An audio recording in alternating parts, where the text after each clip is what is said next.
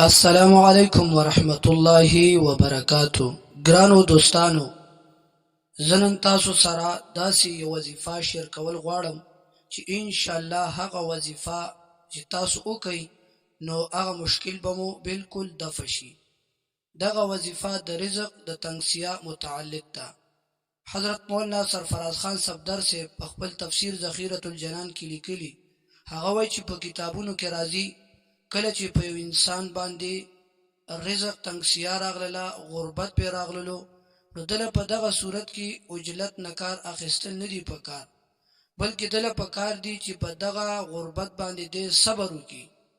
که موږ تاسو وګورو اکثر رزق تنګسیا چې د څه د وجې نه راځي، هغه یو دا ده چې موږ د خوراک د رزق د خوړلو نه بعد شکر نه ادا کوو.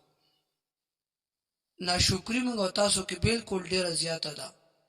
او دویمه خبره دا چې رزق د څه د وجې نه تنګیږي په موږ تاسو باندې، هغه دا دی چې روټۍ هغه ټوکړې پرتې وي او په هغې باندې موږ خپې ږدو، یا هغه په لارو کوڅو کې پرتې ماشومان پې ګرځي او یا کباړیانو له ورکوو. نو دا د رزق دې ته ویلی شي کفران نعمت. ناشکري موږ تاسو کې ډیره زیاته ده. نو دې د وجې نه رزق تنګسیا نن سبا بالکل زیاته شوې دا مسله.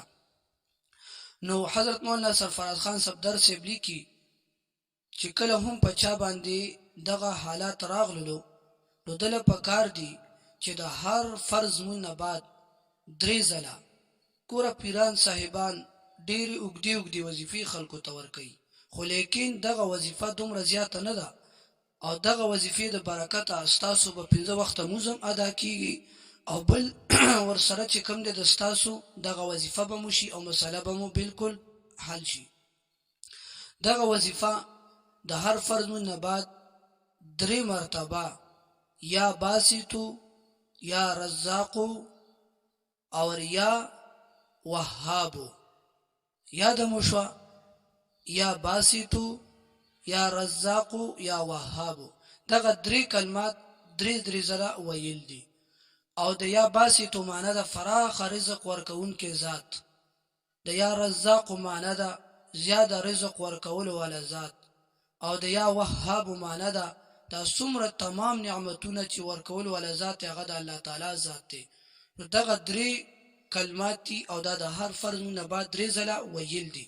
نو دغه ویډیو خپل مو ګورئ او په دغه وظیفه باندې عمل وکړئ او د نورو ملګرو سره د ثواب او د صدقه جاریه په نیت باندې هم شیر کړئ.